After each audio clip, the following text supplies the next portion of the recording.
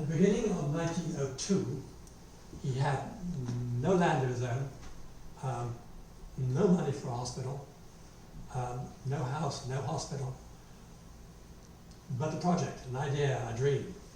By October 1904, he had a hospital site, the house was built, the hospital was built, the nursing school was almost open, the farm was going, he got nurses, and he had a family, 2 children. This is the house, his family home. And in the year between finishing his family home and finishing the hospital, he needed somewhere for surgeries, well there's a kitchen table of course, but half the house was given over as a hospital. So in his family home, in that period of time, he had 37 patients, 17 of them First Nations.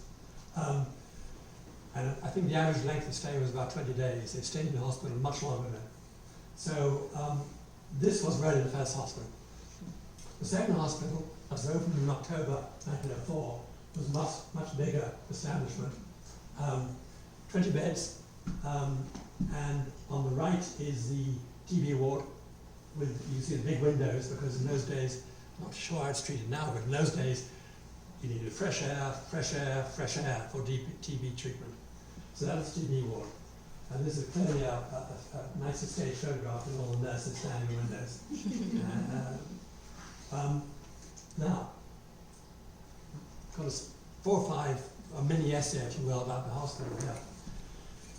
This is Dr. Wrinch's surgery, and if you look carefully, you can see Dr. Wrinch above the door. And there's First Nations patients waiting for doctor's surgery. Or you can be brought in by stretcher.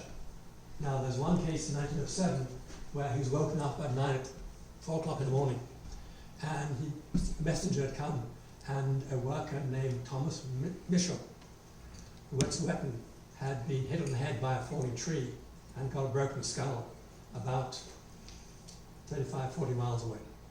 Could he come at once?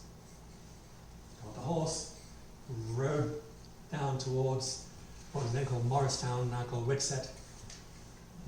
The stretcher party, I'm not sure if this one, but you can imagine it being this one, hadn't yet reached it, so he rode on. And there he did emergency surgery because he had to remove part of that patient's skull because the skull had been pushed in. So then the bearers brought the man back to Hazelton and Horace Wrinch back too. That was about a 70-mile ride in one day. Long ride, tough ride. The patient recovered. He stayed in hospital for a couple of weeks, and Horace sent the bill to the Indian agent for payment for his treatment and in hospital, $15.